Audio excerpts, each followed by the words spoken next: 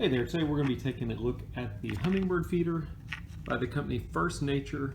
I found out about this Hummingbird feeder actually on a birding forum, and a lot of people swore by it. It's $3.67 at Walmart, and a lot of people said that the Hummingbird seemed to prefer it even more than the more expensive feeders. So I thought, hey, for $4, just under $4 actually, why not try it and see what we think. So it is all plastic. The top does not unscrew. Holds 16 ounces of nectar, so that's good.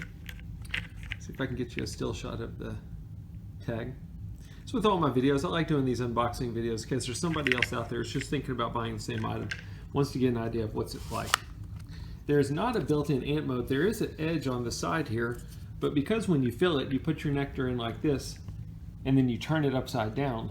This isn't an ant moat, so you will need to get a separate ant moat if you're wanting to keep ants out of it. Pretty easy though. That's two pieces that you're going to take off to clean it. You set this on, locks into place. You can put your nectar in and turn this upside down and screw it on and then put it out. Has a little plastic hook up here. Again, doesn't seem to be the sturdiest feeder, but for a couple bucks I figured we'd try it out. It's got these little slots in here that's kind of different for me. I'm used to having little circles for the hummingbirds to drink out of them, but a lot of people say that the hummingbirds prefer these slots. So anyway, that's a quick look at it. Let's put it out and see if we get any hummingbird action.